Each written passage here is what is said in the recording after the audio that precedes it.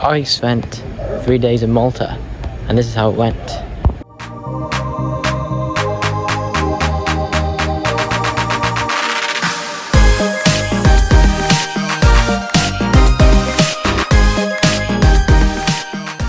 I have just touched down in Malta. I was supposed to hire a car, but I've had some problems with that. That's why I'm walking. The guy who dealt with all the car stuff, he actually gave me a lift, but he could only drop me off 20 minutes away from my hotel. So I said that's fine, and I'll walk the rest. It is currently 3 AM. That is why I look awful. I'm pretty sure you can't tell because it is pitch black out here. Fingers crossed, tomorrow's a better day. After a long night, I woke up and went straight to the airport to get my Maltese bad boy for the next 3 days. Getting a car was essential in this trip because I only had 3 days here, so it was easy to get around. I am currently in Im Temple.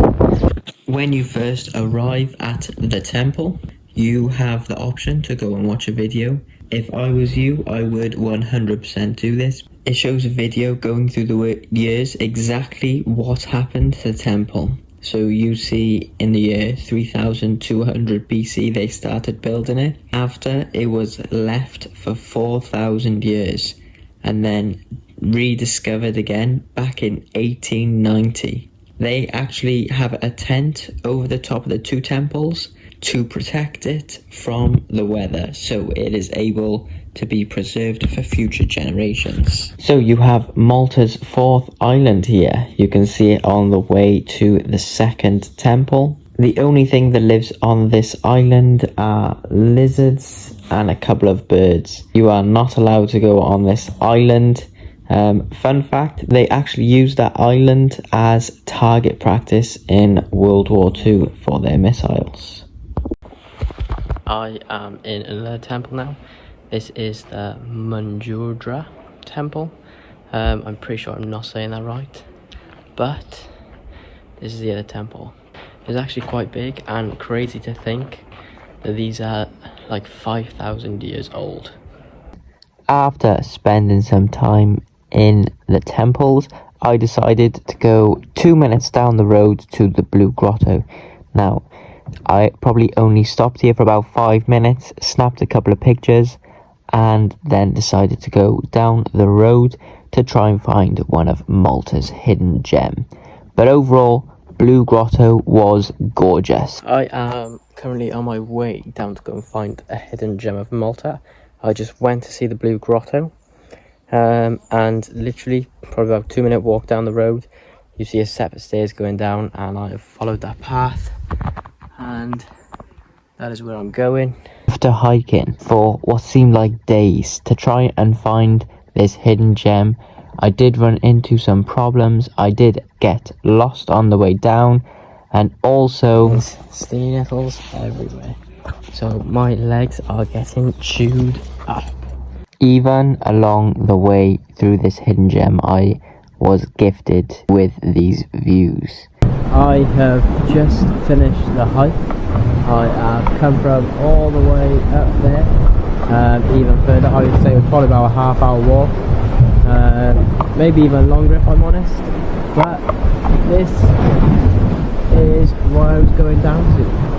I mean, I would say this place is stunning. I don't know if you can hear the waves crashing into that little rock there, but yeah, it does look deep enough to swim. I personally wouldn't go in. Do not recommend anyone to go in. After some consideration on whether I should swim or not, I decided just to sit down and relax. There was nobody around me. It was completely peaceful, so I decided to enjoy it. I gotta be kind of careful because the sea does come in by here, so I am leaving. I don't know if you can see, but it is water by here. Getting down is always so much easier than getting back. I don't need hands, but I need a leap.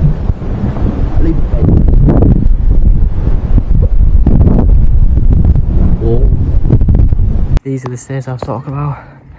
but be careful because there is a chance you could walk just straight past it. After that, I tried to make my way to Gar Hassin Cave, but it is closed, so I was not able to go inside. That was not an issue at all because the views I got from this place were stunning. I did not stay here for long, but this looks like a great place to watch the sunset. I did make a quick stop in Pretty Bay. I actually stumbled on this place by accident.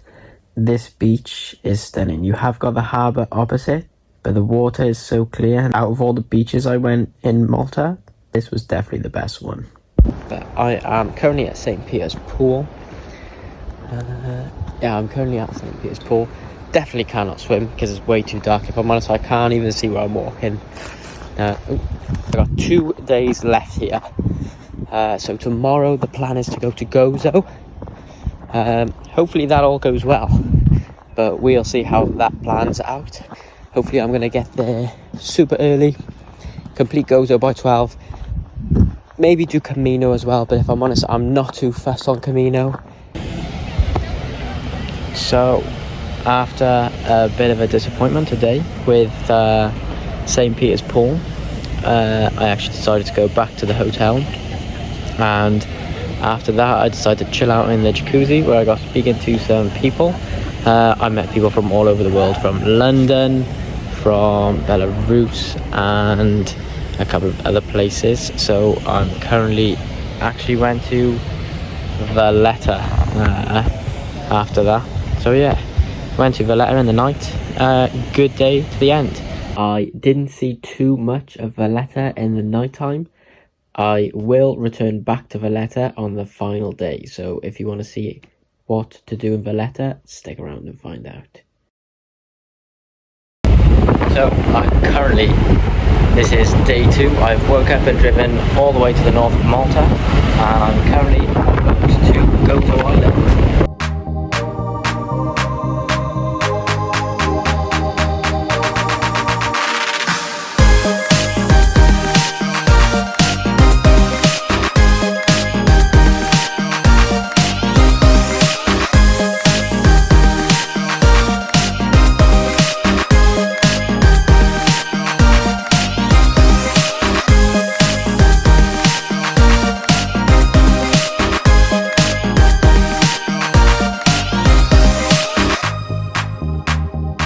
After a half-hour boat ride, our first stop in Gozo was the Tar Senk Cliffs. It was a little bit of a walk to get to the cliffs. It probably took about half hour to get there because I ended up going the long way around, which I do not regret at all. Seeing the cliffs was spectacular.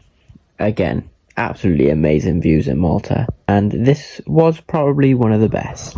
Our next stop on the list was the Citadel. We didn't have too much time, so we didn't stay here for too long. We did have a quick walk around, and the views from above were again stunning.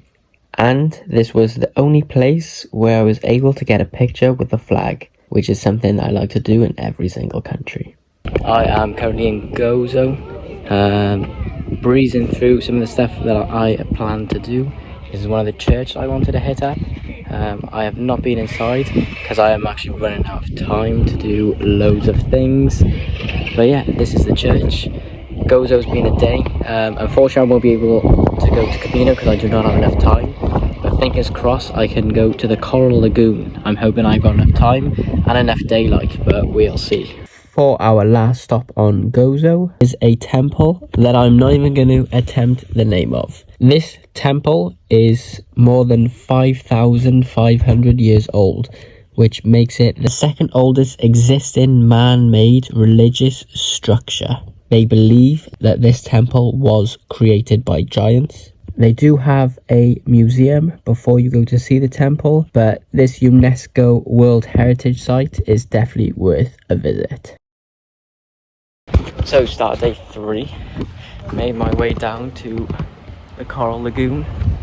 If you love cliff jumping or jumping into the sea, this beautiful spot is the perfect place for you. Unfortunately, I was not able to jump in from this place even though I would have loved to. I could not find a way out. We were the first people to get there. We went around 9 a.m. and had to leave by 10. If I could do it all over again, I would get there a lot later, and hopefully there would be people already jumping in. So I did not have time to come here yesterday, unfortunately, but hopefully today is going to be a good day. I'm going to go back to the hotel, grab some food, have a shower, and then hopefully go to Medina. And Valletta as well. Hopefully see where they shoot the cannons, the battery maybe.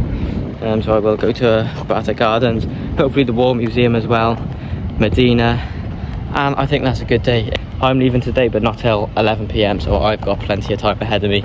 I've still got a full day. Stunning views here, definitely worth it. Look how blue that sea is.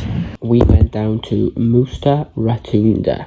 This church actually almost got destroyed in 1942 when a German bomb pierced through the dome and landed on the church fort. Fortunately, the church was not destroyed, and there's actually a replica of the bomb in the church. This church is absolutely massive. You can go inside. You can also go up and look around the inside of the dome. There was an underground area. I did not have time to do this, unfortunately, because I was running low on time due to the times that the cannons were going to go off. So, unfortunately, the only thing I could really do there was go inside, have a look around. I did see the bomb. I had a little replica of the church as well, and there is a little museum inside. We did also go up and have a look at the views from upstairs. We then headed off to the Valletta Gardens to go and see the saluting battery. Now this only goes off twice a day at 12 and 4 p.m. This was my last chance to see it in Malta, so we did manage to get over there and see it. Now I'm not going to lie, I was a little bit disappointed with this, because in the videos I've seen before, there has been cannons going off multiple times, or at least 3 or 4 cannons firing. When I went, they did only shoot the one cannon. We did probably wait there for about 5 minutes, and the place was absolutely packed, as you could see. The one really good thing about this place is it had great views. I would say probably one of the best views in Malta. I did go to the lower Baracca Gardens. It is just a 5-minute walk from the upper Baracca Gardens and a beautiful viewpoint. It is definitely worth the stop if you get the chance.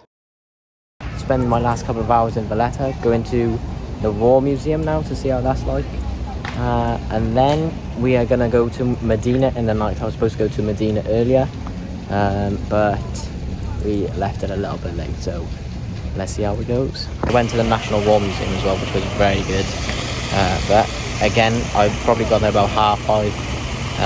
No, I got there 1:45. I had 45 minutes, and the guy said usually you should spend an hour and a half there, so I had to rush that a bit. But that has been the story of this whole holiday so far. But so far I would say a very successful last day. Because I did not have long in the War Museum, I didn't really get that much footage. I didn't even have enough time to explore all the things I would have liked to. But the War Museum is something that was recommended to me before I went to Malta. I only got time to do the World War II section, and that section was really interesting. If you're definitely into history, I would go. I actually learned a lot of new things there and didn't realise how much big of a part Malta played in World War II. I have just arrived to Medina. It is very late. I have an hour left to explore. I've had a look at the map. It seems pretty small. So let's get a look at the Silent City. This is a place where they did film some episodes from Game of Thrones. Now, unfortunately, when I was walking through, all the attractions there were closed because I got there so late. Walking through the Silent City was still very much worth it. I am leaving Medina now. Don't get me wrong, most things are closed, so there's not much to do here. But you can see St. John's Cathedral. And also, if you go in the back, you have a lovely view. I'm pretty sure I have some videos, but it does not do it justice. It is amazing. Plus, on the drive up here, seeing Medina all lit up was actually really nice as well. Absolutely gorgeous. but it is actually quite lively here, considering it's quite late at night. But yeah, it's definitely worth it. If I was you, I would definitely come in the day. Daytime is probably definitely best. I've probably done this very wrong, but I had the same problem with St. Peter's Pool, and some other things too. There's quite a lot of other stuff I wish I would have done. Since coming back from Malta, I do wish I spent some more time there. If you haven't booked a holiday there yet, I would recommend 5 days. That's how long I wish I spent there. There are a couple of things I wish I'd done. There's one place in Gozo I wish I'd done. It's called the Tal Mixtra Cave.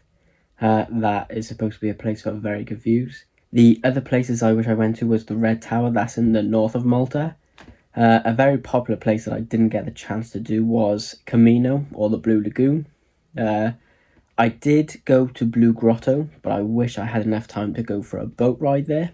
And the other place that I went to that I didn't have a chance to take advantage of was St. Peter's Pool. So those are the things I really wish I did. Now, usually when I go away, I always buy a little souvenir, and this is what I got from Malta. Now, you're probably thinking, what on earth is that? Now, with all the temples, the religious temples, they worship some gods, and they found loads of statues, or little statues of these, all with no heads, and they believe that this was their god. So I thought this would be something nice to take away from Malta. So yeah, that is the end. Thank you for watching. Goodbye.